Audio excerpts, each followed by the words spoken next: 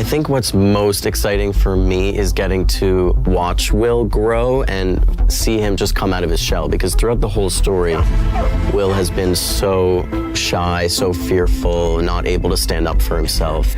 And you really just want to see him like fight back. And in the big mid-season finale, finally paid off. 3, 2, 1, go!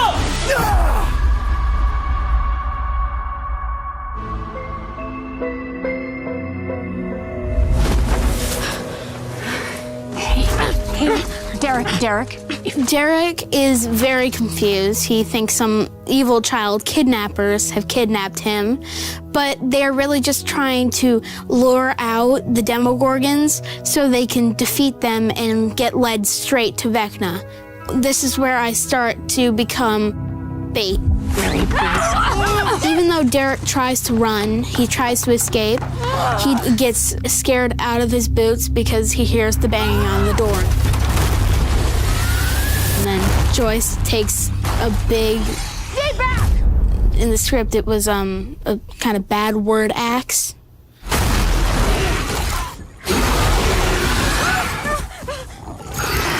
You want him? You're gonna have to come through me! And she swings at the demo, scares him off, and ultimately Steve comes and hits him with the car.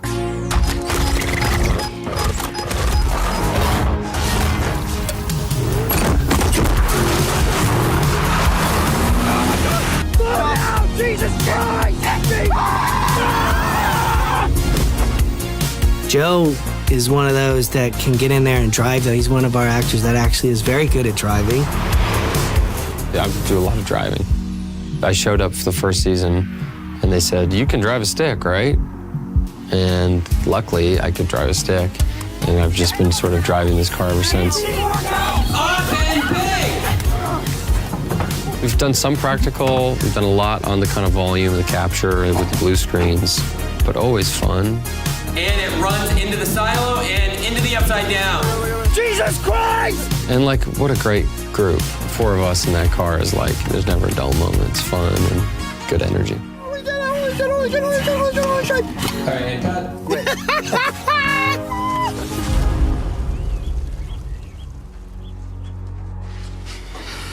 Welcome. Because Holly and Max have a very loose connection through Mike, Max is able to see Holly as her ticket out. I have a plan to get us out of here. And it's gonna take time, more time than we have now. That was a fun scene to shoot because it was really fun to see how the arts department just really turned it into this weird home for Max that was just this collection of things that she found in her exploring through the memories. So yeah, the cave is one of my favorite sets to film on this year for sure. If you wanna escape Camazotz, this is the only way. Tell me what I need to do.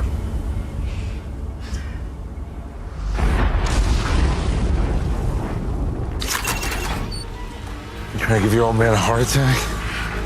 Nice job. Elle heard a kryptonite sound coming from within the base, so she knows there's someone powerful there, and the assumption is that it's Vecna, so they've got to go into the lion's den.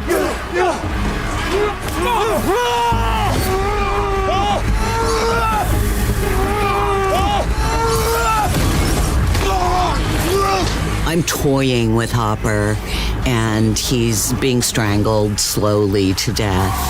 And that's when 11 comes out, as weak as she is, to try to protect him. And then that leads into a big fight scene. And I got tossed around for a whole day. You know, but it's just business as usual for these guys. It was huge. And great fun. Great fun.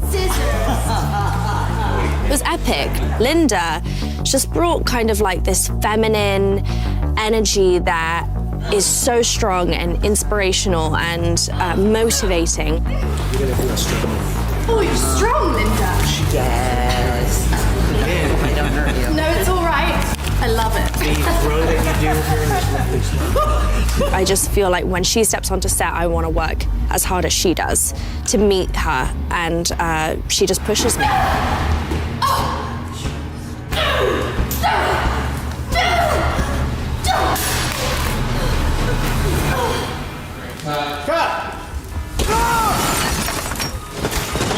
What are you doing? You gotta go. Who? You gotta go. Come on. It's a powerful moment because You're gonna find Nancy and the others. Whoa, whoa, whoa. Hey. What is it? It's just a failsafe, okay? It's a failsafe. It's like the ultimate betrayal. Like Hopper was planning on leaving her. It's hard. I am so proud of you. I am so proud of what you've overcome. I'm proud of who you are. I think really the biggest challenge for him is having to live with this toxically masculine heroism that contains deep love, but also deep betrayal of the people that love him. But he sees it as his only answer, I think. And I think that's what ultimately makes it beautiful, but it winds up straining a lot of relationships as well when people find out about it. I mean, and I think he has a lot of guilt about what he's doing, but he has to do it.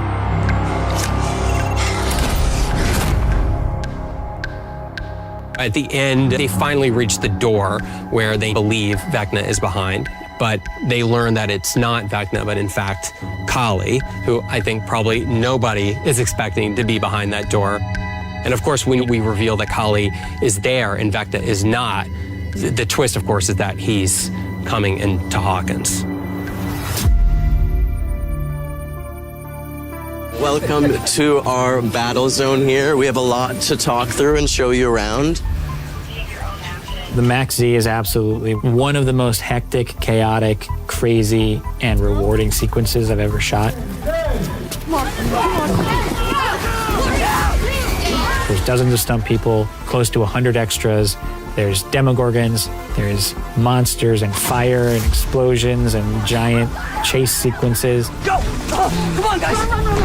So behind me, you can see a bunch of cranes with wires. We're setting up for the battle. Those cranes are for the stunts, actually, because they're all going to be connected to wires. And they get pulled and thrown, and it's pretty cool watching it. We took the most time prepping it. We had a total of 50 kills in that sequence. There was a lot of stunt folks that were working. I had 56 amazing stunt folks that came out and just thrashed themselves for us.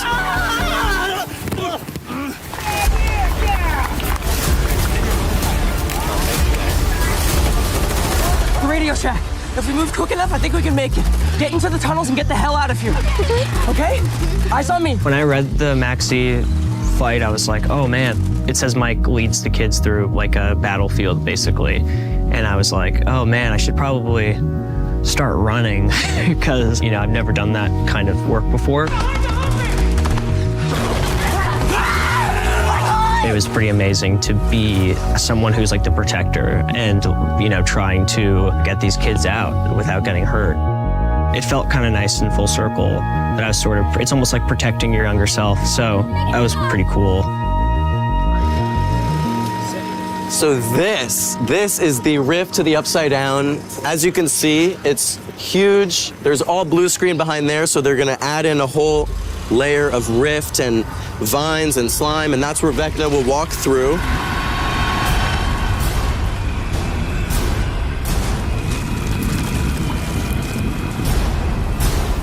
I love that scene. It's really the first time we see new Vecna in this season.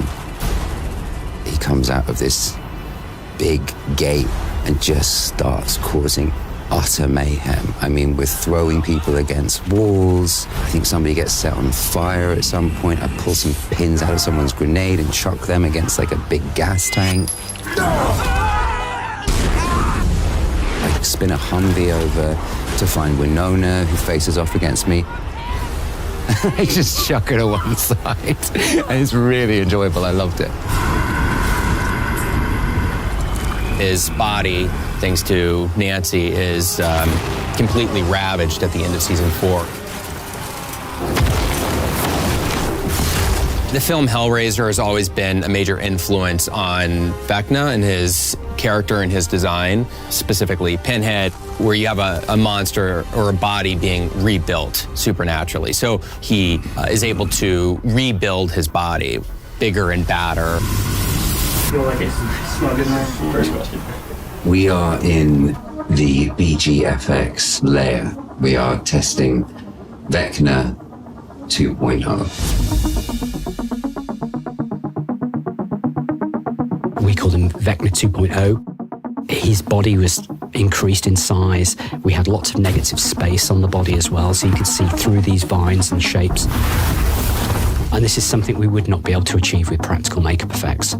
So we kind of fell on this middle ground where we did Head and Shoulders on Jamie, and we had a lycra skin-tight catsuit that we made for Jamie, which was covered in tracking markers for visual effects. From the top of the chest down, all of his body would be augmented and created digitally. With the aspect of him being less human, we also wanted to push the envelope with his sort of weaponized arm.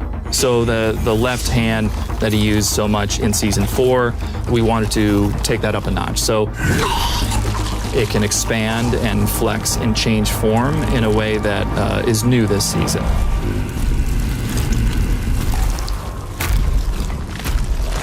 We knew we wanted a big moment at the end of Volume 1. And we've always known that Will has a connection to Vecna and the Upside Down.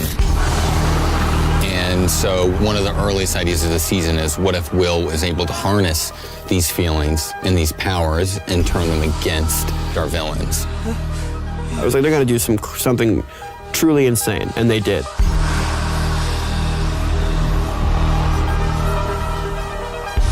I was like, oh yes, okay, it's happening. This is real.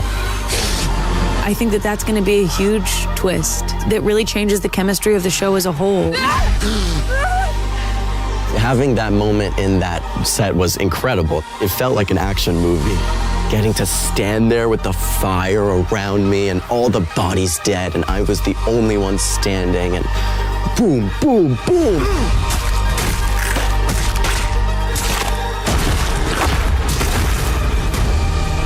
His powers are crazy. Like, that's insane.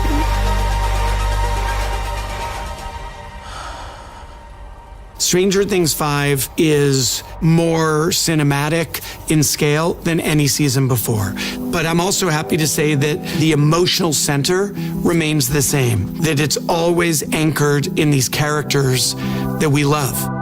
There is a lot that Will has been dealing with. So it's not just about him becoming this sort of superhero. We wanted him to grow as a human and become a fully formed version of who he is and truly accept who he is. Once he's able to do that, he is able to harness these powers. It was pure joy and excitement filming that stuff because, oh my God, like, I feel like any actor dreams of getting a moment like that.